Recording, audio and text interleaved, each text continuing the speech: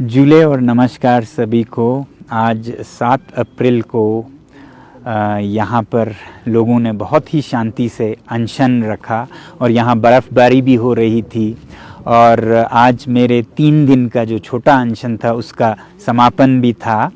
मगर जो आज का मार्च था, पश्मीना मार्च, वो आप लोगों में पता होगा कि हमने कल रद्द कर दिया था। और वजह ये थी कि इस मार्च के विरोध में सरकार ने बहुत ही अत्यधिक प्रतिक्रिया की, जिसमें कि सारे सड़कों पर पुलिस और अर्धसैनिक दस्ते लगा देना, स्मोक ग्रेनेड्स वगैरह वगैरह, और फिर इंटरनेट का काटना, और फिर दफ़ा 144 का लगाना।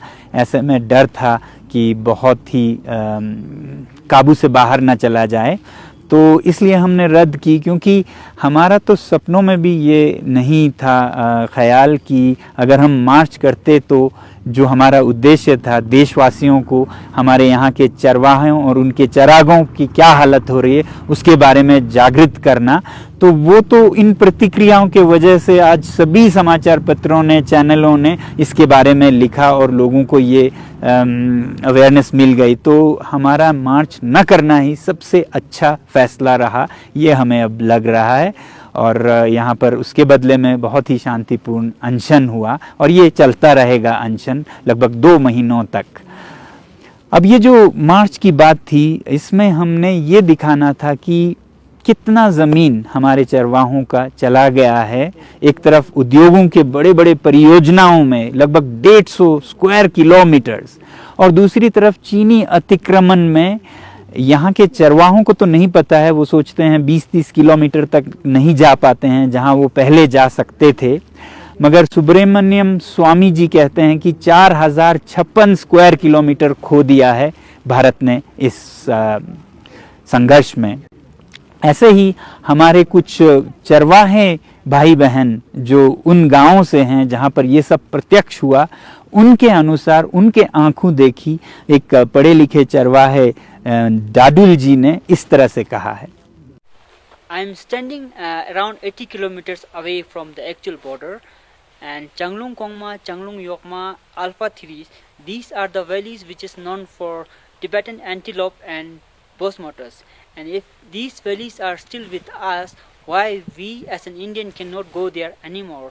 तो इन चरवाहों के साथ नाइंसाफ़ी, अन्याय तो हुआ है, इनके बहुत बड़े चरागे चले गए हैं, दूसरी तरफ भारत की ज़मीन चली गई है। और ऐसा नहीं है कि हमारे सैनिक जवाब देने के लिए सक्षम नहीं थे। मैं तो कहूँगा हमारे सैनिक सदा से मुंह तोड़ जवाब देने के लिए सक्षम थे और सक्षम हैं, मगर उनकी मजबूरी ये हुई कि हमारी सरकार, हमारे नेताओं ने कुछ भी नहीं हुआ है, कोई नहीं आया है, 1 इंच भी नहीं गया है, जब ऐसे बयान दिए तो फिर सेना के हाथ बंद गए। वो करें तो कैसे कोई कार्रवाई करे जब कुछ हुआ ही नहीं है। तो ये बदकिस्मती थी हमारी कि इस तरह से हमारी बहुत सारी ज़मीन चला गए। इन चरवाहों की तो रोज़ी रोटी या इनका पेशा लगभग ख़त्म होने को आया है, क्योंकि दूसरी तरफ उद्योगों में इतना चला गया। तो ये सब हम आपको वहाँ पर प्रत्यक्ष दिखाना चाहते थे, मगर वो तो नहीं हुआ।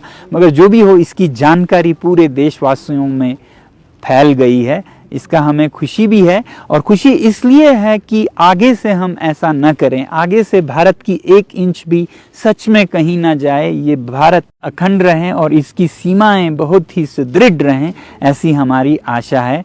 और इन सब बातों के लिए हमें आवाज़ उठानी होगी कि हम सत्य पर चलें, चाहे वो सीमा की बात हो, या चाहे लद्दाख के साथ जो वादे किए उनकी बात हो, या कितने ही और बातें हों।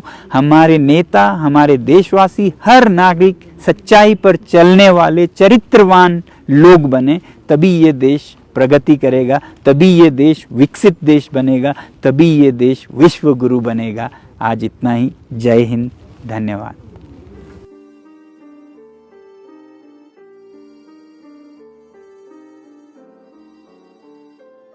और जाते जाते आपको ये अपडेट भी दूं कि जो हमने विनती की थी आप लोगों से कि अपने अपने शहरों से आप मार्च करें, सभाएं करें, लद्दाख को समर्थन करें और जहां भी विकास के नाम पर विनाश हो रहा है उसे दर्शाएं।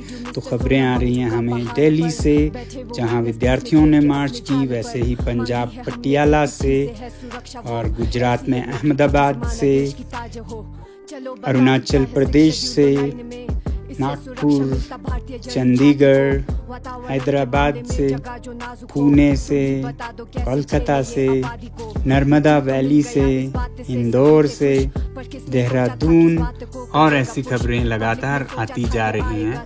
जुड़े रहिएगा।